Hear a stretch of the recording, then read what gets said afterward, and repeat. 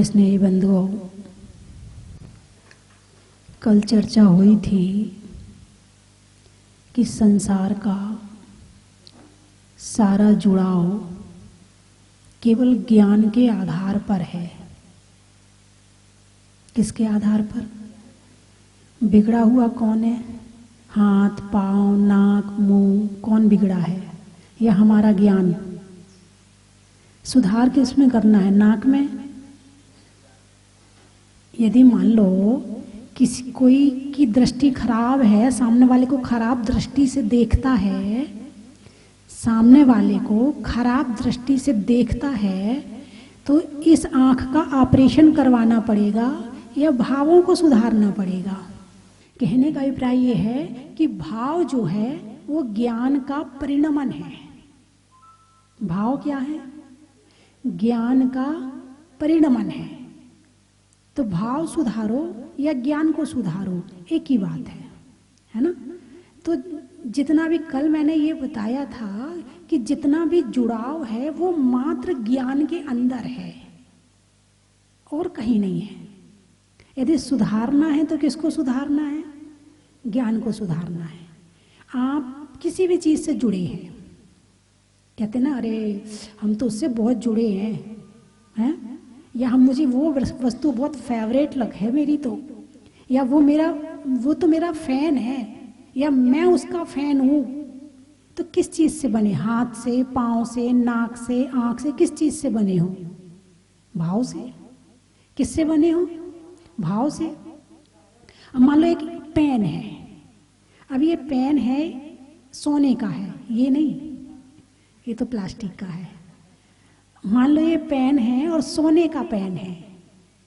अब सोने का पेन है तो आपका इससे अटैचमेंट होगा कि नहीं होगा? अरे बोलिए ना, अटैचमेंट होगा। अब पेन अलग चीज हो गई, हाथ अलग चीज हो गई, और जिससे अटैचमेंट हुआ है वो अलग चीज हो गई। बात समझ में आई कि नहीं आई? अब यहाँ तीन चीजें हैं। एक चीज है जो भाव है, दूसरी चीज है कहाँ आत्मा में रहते हैं। तो आत्मा कहाँ रहती है? शरीर में। तो शरीर दूसरी चीज हो गई, और पेन हो गई तीसरी चीज। पेन हो गई तीसरी चीज। अब इस पेन से अटैच कौन है? हाथ, मुंह, नाक, कौन है? नहीं, भाव अटैच है। ऐसा हो सकता है कि हाथ में चीज है और अटैचमेंट नहीं है, और ऐसा हो सकता है कि हाथ में चीज नहीं है और अटैचमेंट है।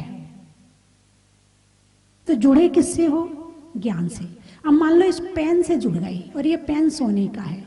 अब आप इसके लिए क्या क्या काम करेंगे?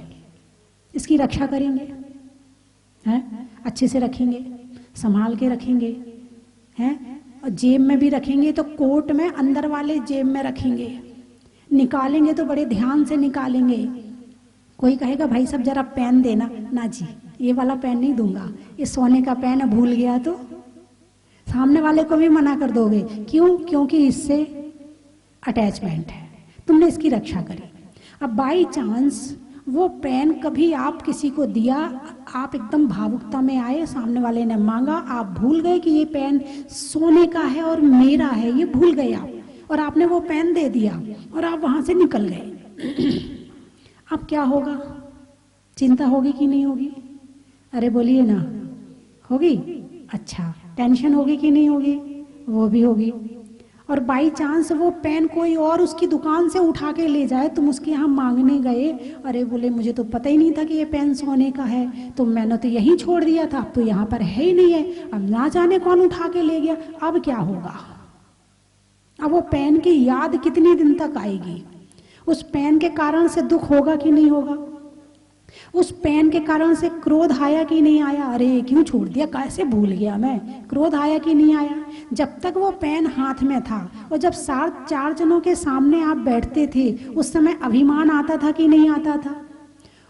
आता था, है ना? उस पेन को दिखाने के चक्कर में कभी कभी मायाजारी करते थे कि नहीं करते थे? उस पेन का लोभ है कि नहीं है? उस पेन को खरीदने के लिए आपने पैसा कमाया, तो पैसा कमाया, पैसा कमाने में हिंसा हुई कि नहीं हुई?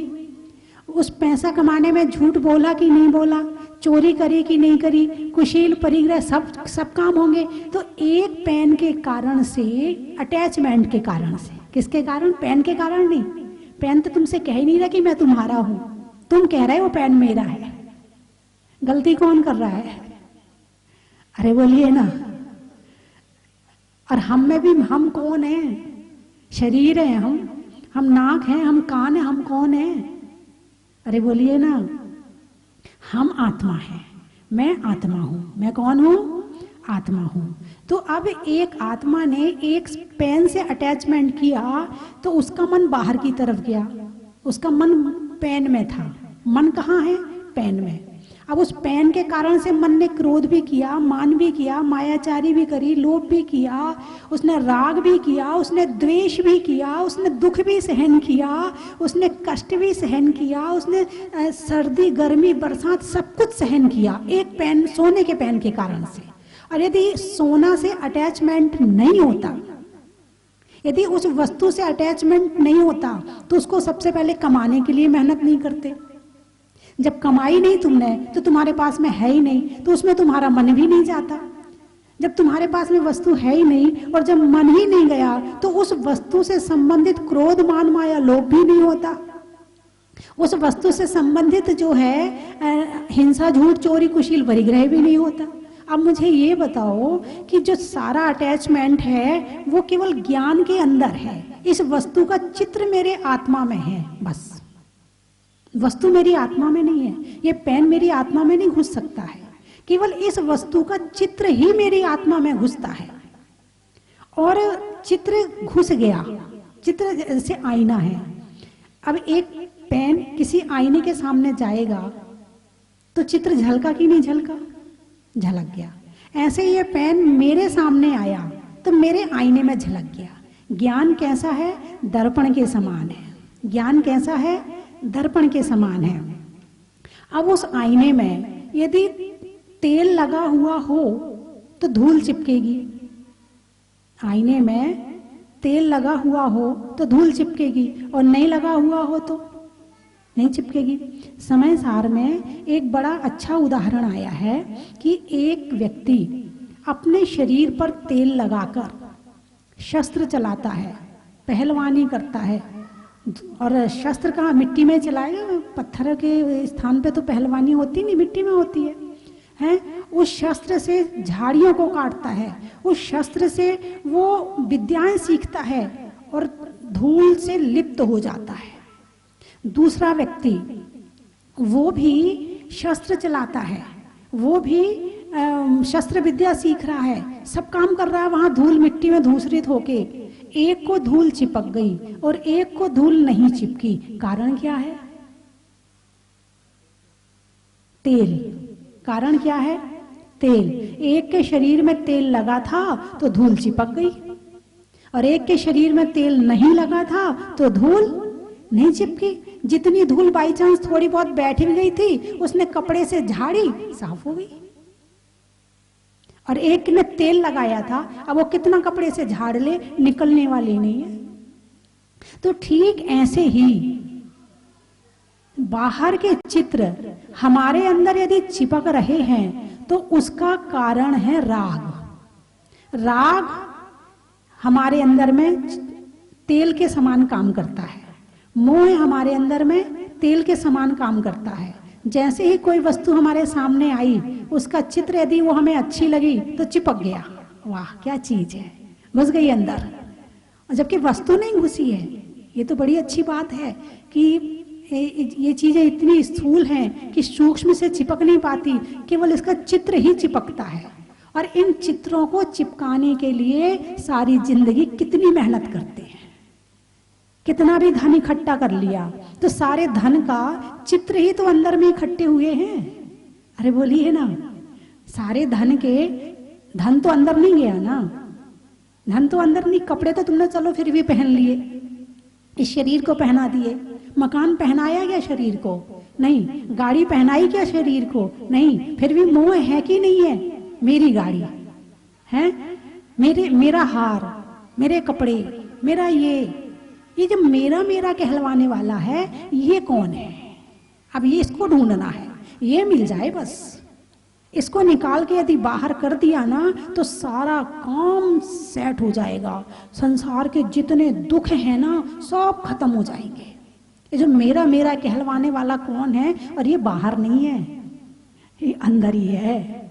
इसको बाहर मत ढूंढना, नहीं तो सोचो हम जाके थाने में कंप्लेन कर देंगे, वहाँ रिपोर्ट लिखवा देंगे तो शायद वो ढूंढ के ले आएगा, हमें नहीं मिला तो। नहीं, वो बाहर नहीं मिलने वाला, वो हम सबके अंदर ही बैठा है और उसका नाम है मोह। अब मोह के भी 28 भेद हैं। यदि अभेद से देखें तो 26 हैं और यदि भेद से देखें तो 28 हैं। और पहले 2 भेद हैं, दर्शन मोहिनी और चारित्र मोहिनी। दर्शन हमारे देखने में जो पर्दा डालता है, दर्शन हमने सामने वाली चीज देखी, मेरी नहीं है फिर भी वो मेरी कह रहा है, ये दर्शन मोहिनी का काम है। पर वस्तु में जो राग उत्पन्न करवा रहा है वो दर्शन मोहिनी का काम है। जो दूसरी चीजों में राग मोह पैदा करता है उसका नाम है। अब ये पेन मेरा है क्या? भले मैंने नोट दे के खरीद, मैंने नहीं, जो भी लेके आया हो नोट दे के खरीद लिया है, फिर भी ये मेरा हो सकता है क्या? नोट भी बाहर की चीज है और पेन भी बाहर की चीज है, बस एक अदला बदली हो गई है। इसमें मेरापन कहां से आ गया? तो जो भटकाने वाला है वो ये दर्शन मोहिनी है। मेरा नहीं है फिर भी मेरा कहलवाता है, इसका नाम है दर्शन मोहिनी। अब ये पेन तो हो गया स्थूल, आत्मा दिखती है क्या? नहीं दिखती। तो आत्मा हो गई सूक्ष्म, आत्मा हो गई सूक्ष्म और पेन हो गया स्थूल।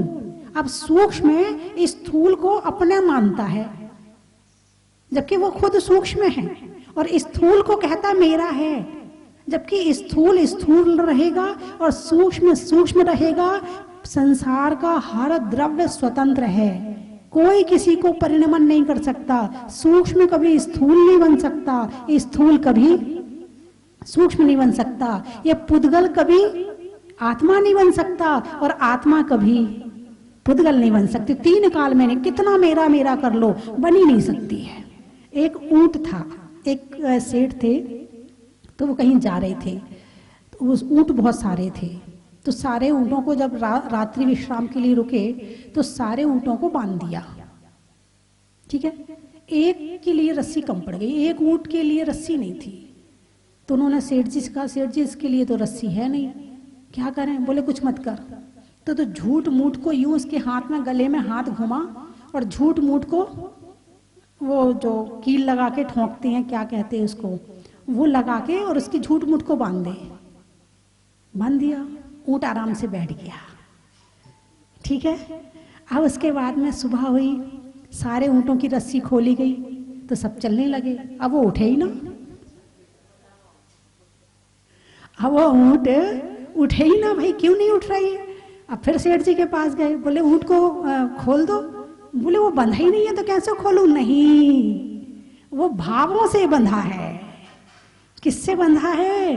बस सारी दुनिया जो बाहर से बंधी है, वस्तु से, व्यक्ति से बंधी है, वो केवल भावों से बंधी है। और भावों को खोलें तो कुछ है ही नहीं है। अब यहाँ आए आप लोग जितने एक परिवार के लोग होंगे तो आप लोग एक दूसरे से रस्सी से थोड़ी बंधे हैं। किससे बंधे हैं आप? भावों से बंधे हैं, और भावों को खोल दें तो सब खुल जाएगा। अब हम चाहें तो इस पेन से मोह करें और हम ना चाहें तो मोह ना करें। ये वस्तु हमारे लिए धक्का नहीं मार रही हमें कि तुम इससे मोह करो। सोने का पेन मुझे मोह करने के लिए बाध्य नहीं कर रहा है, ये मेरा दर्शन मोहिनी कर्म है, उसमें आसक्ति भाव डालता है और उससे मोह करवाता है। तो सुधारना है दर्शन मोहिनी को। फिर जब दर्शन मोहिनी कोई चीज अच्छी लगी फिर उसमें इच्छाएं उत्पन्न होती हैं। अब इस डिजाइन का नहीं, इस डिजाइन का चाहिए, अब ऐसा नहीं ऐसा वाला चाहिए, अब इच्छाएं पैदा हो गई तो चारित्र मोहिनी आ गया। क्या आ गया? चारित्र मोहिनी, रति, अरति, शोक, भय, जुगुप्सा, स्त्री वेद, पुरुष वेद, नपुंसक वेद, अब ये आ गया सारा। अब चारित्र मोहिनी ने अपना कार्य शुरू कर दिया। अब चारित्र मोहिनी अभी कार्य होगा किसके ऊपर? दर्शन मोहिनी ने भाव बना दिए, चैत्र मोहिनी ने इच्छाएं पैदा कर दी। अब ये कार्य होगा किसके ऊपर? मान लो खाने की इच्छा हुई है तो ये किसके द्वारा होगी? देखने की इच्छा हुई है तो वो किसके द्वारा होगी? तो द्रव्य कर्म, भाव कर्म और नौ कर्म। नौ कर्म का मतलब शरीर। नौ कर्म का क्या मतलब हो गया? शरीर। अब उन सब इच्छा विषय इच्छाओं को कैसे भोगेंगे? इस शरीर के माध्यम से भोगेंगे। तो पहले दर्शन मोहिनी ने काम किया, फिर चैत्र मोहिनी ने काम किया, फिर इस नौ कर्म ने काम किया। तो पहले का द्रव्य कर्म था वो उदय में आया तो भाव बने, फिर भाव बने और हम इच्छा पूर्ति को दौड़ पड़े तो नया कर्म बंधन हो गया। फिर नया कर्म बंधन हो गया तो आने वाले समय में वो अपना काम करेगा। और इसी तरह से ये श्रृंखला चलती जा रही, चलती जा रही, चलती जा रही, और हम इसमें घूमते जा रहे, हमें पता ही नहीं है कि हम कर क्या रहे हैं। बेहोश हैं, क्या हैं? बिल्कुल आराम से कहते, कोई कह तो दे ये सोने वाला पेन मेरा है, लड़ लेंगे, तमाचा मार देंगे, और कुछ भी करना पड़े तो वो भी कर लेंगे, लेकिन पेन तो मेरा है। और जबकि पेन से पूछो तुम किसके हो, बोले मैं किसी का नहीं हूं। तो ये बताओ ये भ्रम है कि नहीं है? बताइए मुझे। ये मेरा मानना, भाई पेन मिला है, लिखने को मिला है, लिख ले। सोने का पेन यदि किसी बिना लिखने के वाले के पास पहुंच जाए वो भी मोह कर लेगा, सोने का है, लिखना नहीं आता, पेन का उपयोग करना नहीं आता, मगर मोह करना आता है। जैसे यहाँ पर है, कई बार यहाँ पेन बटते हैं तो कोई अम्मा जी ऐसी जो बिल्कुल बूढ़ी, जिनके हाथ भी हिल रहे हैं और पेन बट रहे हो, तो अम्मा जी तुम क्या करोगी पेन का? पोते को दे दूंगी। मोह किससे है? पेन लेते समय किसकी याद आ रही है? पोते की याद आ रही है। तो संसार में जितनी जितनी वस्तु और व्यक्ति से मोह है, दुख के रास्ते केवल उतने हैं। बात समझ में आई कि नहीं आई? दुख कहां से आता है? जिनसे हमारा अटैचमेंट है। मान लो एक मृत्यु आप अखबार में पढ़ रहे, वहां एक्सीडेंट हो गया, इतने मर गए, चाय पी रहे हैं, कुछ हुआ आपको? नहीं हुआ। अब आपके मोहल्ले में किसी की डेथ हो गई, आपको कुछ हुआ? हाँ थोड़ा सा हुआ। अब आपके पड़ोस में किसी की डेथ हो गई, अब थोड़ा और कुछ हुआ? हाँ हुआ। अब आपके परिवार में किसी की हो गई, थोड़ा कुछ और हुआ? हुआ। अब खुद की होने वाली है, अब कुछ हुआ? अरे बोलिए ना, हैं? अखबार वाले से कोई मतलब नहीं था, इसलिए कुछ नहीं हुआ। मोहल्ले वाला फिर भी मिल जाता था, कभी कभी बातचीत कर लेते थे, थोड़ा सा कुछ हुआ। मोह कम है, ज्यादा नहीं। पड़ोसी से उससे ज्यादा मोह था, और अपने शरीर से उससे ज्यादा मोह है, तो अपनी मृत्यु में ज्यादा दुख हो रहा है। अखबार वाले से दुख नहीं था, तो जैसा अखबार वाले को मानते हो वैसे मोहल्ले वाले को मान लेते।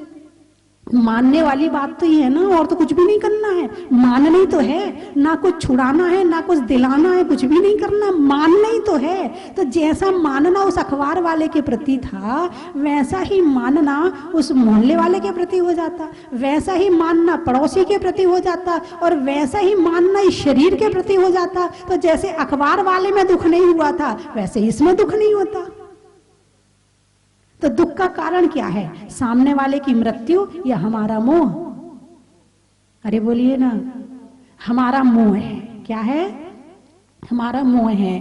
तो जो ये श्लोक स्टोपदेश में आचार्य पूज्यपाद स्वामी ने अध्यात्म योगेने जायते अध्यात्म योगेने, यानी कि आश्रव निरोधनी परिसहाद विज्ञान है, तो इसका कब कम होगा, दुख कब खत्म होगा? अब दुख खत्म करने का क्या रास्ता बताया है आचार्यों ने? आप भी दुख खत्म करने के पूरे उपाय करते हो कि नहीं करते हो? हैं? बचपन से लेके आज तक आप अपने परिवार वालों को देख रहे होंगे, और आप भी उसके बाद उसी लाइन में आप भी लगे हुए हैं। ठीक है ना भाई? आपके परिवार वाले क्या कर रहे थे? दुख दूर करने का उपाय कर रहे थे। आप क्या कर रहे हो? आप भी उसी लाइन में हो, आप भी दुख दूर कर रहे हो। हुए क्या अभी तक? नहीं हुए। तो अब आ जाओ आचार्यों के चरणों में, उनसे पूछो कि दुख दूर करने का वास्तविक उपाय है क्या? वो बताएंगे कि अध्यात्म के योग से संसार के दुखों का नाश होता है। ये अध्यात्म योग कब जागृत होता है? जब मोहिनी कर्म ढीला पड़ता है। जितना जितना मोहिनी कर्म ढीला पड़ेगा उतना उतना आत्मा में रुचि जागृत होगी। जब पर से रुचि हटेगी तो स्व में लगेगी। रुचि का तो काम है कहीं ना कहीं लगना। क्या कहा? रुचि का तो काम है कहीं ना कहीं लगना। यदि पर में ज्यादा है तो स्व में तो याद ही नहीं आती होगी आत्मा की, और जब आत्मा में ज्यादा आ जाएगी तो पर की याद नहीं आएगी। है तो रुचि के परिवर्तित होते ही, बाहर से मोह कम होते ही, मोह के ढीला पड़ते ही हमारा मन अपनी तरफ आना शुरू हो जाएगा। भाई हमने इस पेन से मोह छोड़ दिया, अब इसकी हमारी टेंशन भी खत्म। ये पेन जाने, इसका काम जाने, ठीक है मेरा काम लिखने का था मैंने लिख लिया। और जो ज्यादा होगा वही सोने का मत रखो, फालतू टेंशन होती। कुछ लोग सोने के बर्तन लेके पूजा आदि करते हैं, उनको बेचारों को कई बार तो पूजा में मन नहीं लगता है, दर्शन में मन नहीं लगता हो, बर्तन कोई उठा के ना ले जाए। भाई परिस्थितियां अलग, हालांकि उत्तम पात्र है, उत्तम वस्तु है, उससे भगवान की पूजा करनी चाहिए, मगर वर्तमान में तुम नजर हटी दुर्घटना घटी, ऐसे समय में तुम पूजा करोगे तो, और यदि मान लो कोई समझदार है तो चलो पूजा कर भी लेगा, और कोई थोड़ा सा कम समझदार है, थोड़ा सा परवस्तु से मोह ज्यादा है, तो पूजा करते हुए थोड़ा सा अभिमान से बैठेगा। सोने के बर्तन से कर रहे पूजा, तेरे तो लोहे के हैं, क्या है तू अपने आप को समझता क्या? मन ही मन बोलेगा, भले बोल ना पाए तो, लेकिन अंदर विचार चलेंगे, पूजा के भाव खत्म हो जाएंगे। यदि सोने के बर्तन में पूजा कर रहे हैं तो पूजा हो जाए, ये बहुत बड़ी बात है। नहीं तो ज्यादा से ज्यादा अभिमान काम करेगा कि मैं सोने के बर्तन से पूजा, सोने में उसे कीमत दिख रही, उसे भगवान की कीमत नजर नहीं आ रही, उसे आत्मा की कीमत नजर नहीं आ रही है। तो पर वस्तु से जब तक मोह कम नहीं होगा तब तक मंदिर में मन लगने वाला। आप मंदिर जाते हो, कल भी मैंने बताया था, भगवान के दर्शन होते हैं आपको? देखते हो भगवान को? भगवान के अंदर क्या देखते हो आप? किसी दुकान में घुसते हो तो चारों तरफ नजरें दौड़ती, कौन सी चीज अच्छी है, कौन सी खराब है, कौन सी बढ़िया दिख रही, चारों तरफ नजरें दौड़ती। आप भगवान को देखते हो तब आपको क्या नजर आता है? आदत पड़ी है ना इन आंखों को भगवान को देखने की, तो आंखें तो भगवान को देखती हैं और मन भाग जाता है। कहां भाग जाता है? जहां मोह होता है। कोई माता बहन होगी तो बच्चों में चला जाएगा मन, कोई जॉब करने वाला पुरुष होगा तो उसके ऑफिस में चला जाएगा, व्यापारी होगा तो नोट गिनने में चला जाएगा, लेन देन में चला जाएगा। खड़ा है भगवान के सामने और मन कहाँ चला गया? मोह में। इसीलिए मंदिर में मन नहीं लगता, इसीलिए माला में मन नहीं लगता। जब तक मोह ढीला नहीं पड़ेगा तब तक धर्म करना बड़ा मुश्किल होता है, और मोह ढीला करने के बाद में फिर उसके बाद फिर उठना मुश्किल होता है। ऐसा लगता, ध्यान करके जब उठो ना, यूं लगता अरे ये क्यों आ गए बात करने के लिए। अब उनको देख के मुस्कुराना भी पड़ता है। क्या? मुस्कुराना भी पड़ता है, उनसे बातचीत भी करनी पड़ती है। और जब यदि मोह में फंसे हैं तो ध्यान करना पड़ता है, होता तो है ही नहीं। भाई सब लोग कहते माला फेरो माला फेरो, इसलिए हम माला फेर लेते हैं, मन तो लगता नहीं है माला में। क्यों नहीं लग रहा? बाहर में इतना मोह पड़ा है कि आत्मा और परमात्मा का ज्ञान होने के बावजूद भी स्थिरता नहीं आती है। इसीलिए आचार्य पूज्यपाद स्वामी ने इसमें कहा है, इसके फायदे बताए हैं कि ध्यान करने के क्या फायदे हैं। बोले परिसहाद अविज्ञानस्य, यानी परिसह दुख कष्ट पीड़ा पता नहीं चलती। अब जैसे एक जून के महीने में धूप में बैठकर कितनी महिलाएं हैं जो पत्थर तोड़ती हैं, कितने लोग हैं जो पहाड़ पे काम करते हैं, करते कि नहीं करते हैं।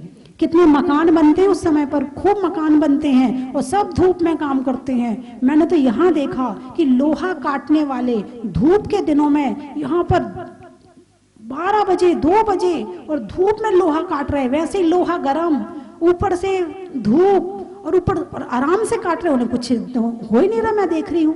भाई क्यों नहीं हो रहा? उनका मन जो है ना काम में लगा हुआ है। क्या कहा? उनका मन काम में लगा है तो बाहर की धूप सहन हो रही है? अब तुमसे कह दें जरा 2 माला धूप में खड़े होके फेर लो, बोलिए अच्छा माता जी मारेंगी क्या हमें? जून के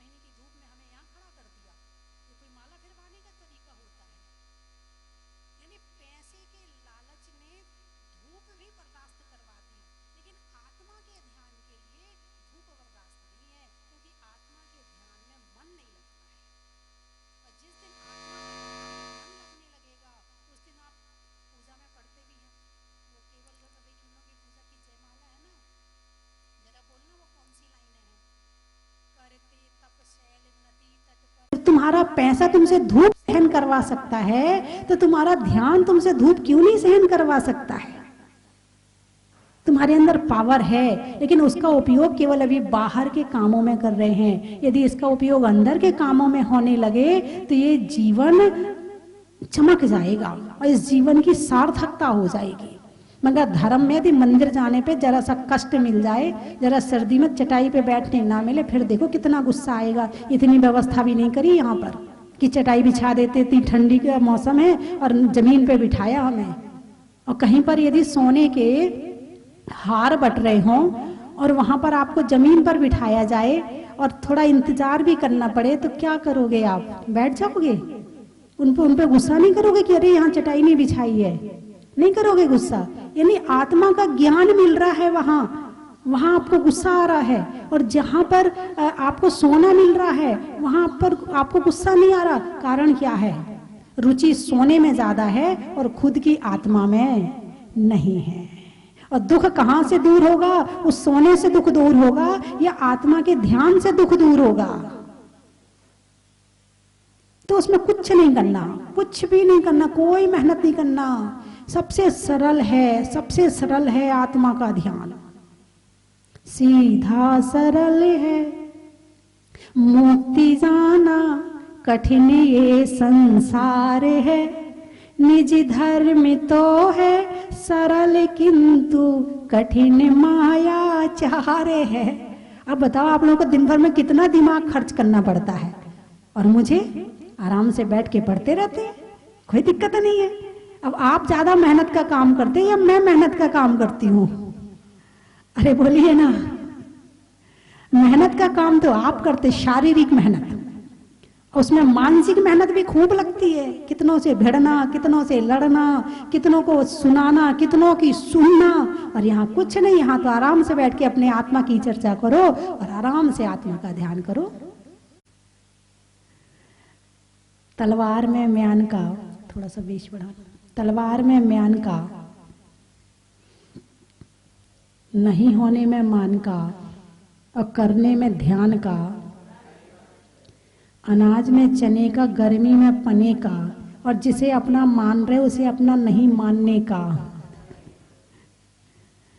केवल सोच ही तो बदलनी, घर में रहने भी मिलेगा, खाने भी मिलेगा, सब कुछ, लेकिन उससे संबंधित सभी दुख समाप्त हो जाएंगे, है ना।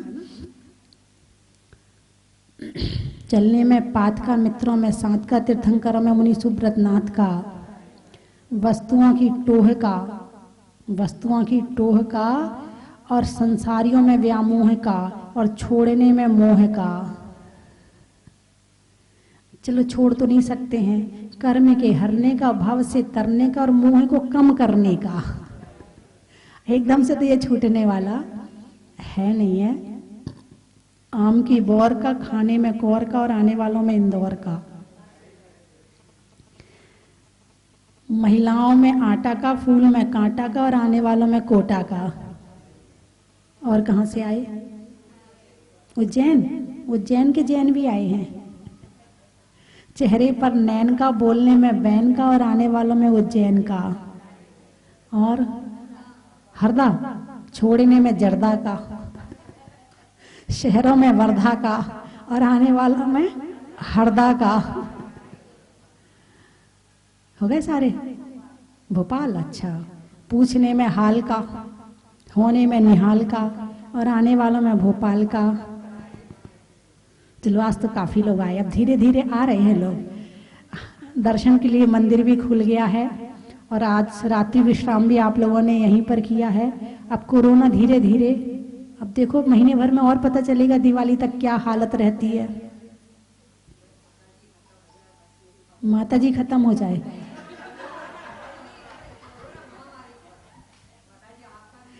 नहीं नहीं वो तो मैं समझ गई वो तो मैं समझती हूँ।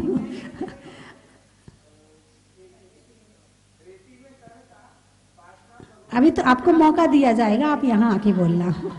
बना लें जब तक, और कितने बनाने हैं। अक्सर चौके में क्या होता है, माता जी गर्म है, माता जी ठंडी है। कोई सामान लाते ना, यदि वो गर्म है तो माता जी गर्म है, यदि वो ठंडा है तो माता जी ठंडा है। हाँ, माता जी ठंडी है, माता जी गर्म है। ये नए से सब बातें सही होती हैं। नैगम नए से भूत का वर्तमान में कर दो, वर्तमान का भविष्य में, सब नए से सही होती हैं। लेकिन जब बिना नए के आप उसकी बात को पकड़े ना, तो आप स्वयं हंसते कि हम बोल क्या रहे हैं। कहते कपड़े छोटे हो गए। बताओ कपड़े छोटे हुए क्या, और कहते क्या हो, है ना। ऐसी बहुत सारी बातें हैं, फिर चर्चा करूंगी आपसे। चंद्रमा में गुरुत्वाकर्षण का, भौतिकता में आकर्षण का, और भगवान के दर्शन का। बच्चों के लिए पलने का, बर्फ के गलने का, और अब मंदिर जी के खुलने का। बोलिए 24वें भगवान की।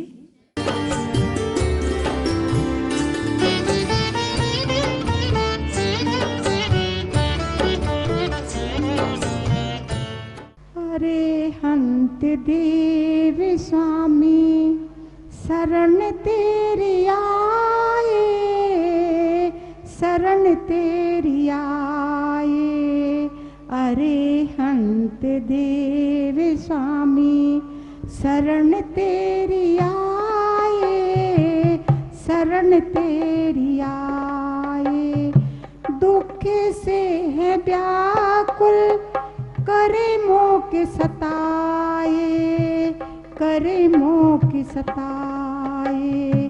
अरिहंत देव स्वामी निजी कर्म काट करके आप सिद्ध हो गए हो, निरी कर्म काट करके आप सिद्ध हो गए हो। तारण तरणे तुम्ही हो, जिन वाणी बताए, जिन वाणी बताए। जय जिनेन्द्र बंधुओं, मार्गशीर्ष शुक्ल पक्ष एकम से मार्गशीर्ष शुक्ल पक्ष पूर्णिमासी 16 दिवसीय पखवाड़ा 15 दिसंबर से 30 दिसंबर 2020 तक चल रहा है। बंधुओं, 16 दिवसीय पखवाड़े का विशेष महत्व होता है, और ये अब की बार पड़ा है वर्ष के अंतिम महीने में, अंतिम दिनों में। कहते हैं अंत भला तो सब भला। इस कोरोना महामारी के दौरान पूरे विश्व में शांति की कामना के लिए, अपने घर में सुख शांति के लिए, उत्तम स्वास्थ्य के लिए, जहाजपुर वाले बड़े बाबा अतिशयकारी मुनीश्वरनाथ भगवान के पावन चरणों में, परम पूजनीय गण्य आर्य का 105 षष्ठी भूषण माता जी के सत्संग पावन सानिध्य में इन 16 दिवसीय पखवाड़े में शांतिनाथ विधान और शांति धारा आपके परिवार की ओर से आप करवा सकते हैं। बंधुओं, 16 ही दिन तक यहाँ पर आपकी प्रतिदिन शांति विधान होगा और आपके परिवार की ओर से शांति धारा होगी। आप एक दिन के विधान और शांति धारा के पुण्यार्जक बन सकते हैं, जिसकी न्यौछावर राशि है मात्र 11,000 रुपये। आप स्वयं यहाँ आए और आप यहाँ आकर के विधान में बैठे, आपके लिए वस्त्रों की, भोजन की समुचित व्यवस्था यहाँ पर होगी। अगर आप नहीं आ सकते हैं तो आप अपने परिवार का नाम उस दिन के विधान के लिए और शांति धारा के लिए दे सकते हैं। बंधुओं, ऐसा सुनहरा मौका मिला है वर्ष के अंतिम दिन, और इस कोरोना महामारी की वैक्सीन भी लगभग आने वाली है, उसके भी शायद हो सकते हैं अंतिम दिन चल रहे हैं। बाबा के चरणों में भक्ति करने का सुनहरा मौका मिला है। पीछे नहीं हटें, अपने द्रव्य का सदुपयोग करें और मात्र 11,000 रुपये की न्योछावर राशि से एक दिन के विधान के और शांति धारा के पुण्यार्जक बने। बंधुओं, इस दौरान जिन जिन के नाम आएंगे उन सभी के विधान पुण्यार्जकों के नाम 1 जनवरी 2021 नव वर्ष की पहली शांति धारा में भी आप सभी के नाम बोले जाएंगे। तो देर नहीं करें और अपने नाम शीघ्रता से यहाँ के नंबर पे दे सकते हैं। धन्यवाद। कंचन की थाल को सजाओ रे आज, रत्नों की थाल को भर लाओ रे आज। आओ आओ करे रे गुणगान आरती भगवन की। आओ आओ करे गुणगान आरती भगवन की। आओ आओ करे रे गुणगान आरती भगवन की।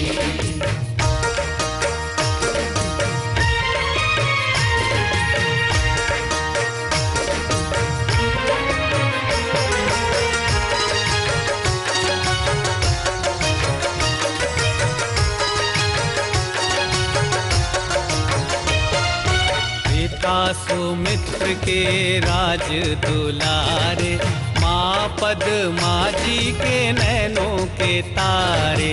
पिता सुमित्र के राज दुलारे, माँ पद्मा जी के नैनों के तारे। राजगृही में जन्म लियो आप, राजगृही में जन्म लियो आप। आओ आओ मनाए खुशी आज आरती भगवन की। आओ आओ करे गुणगान आरती भगवन की। आओ आओ करे गुणगान आरती भगवन की।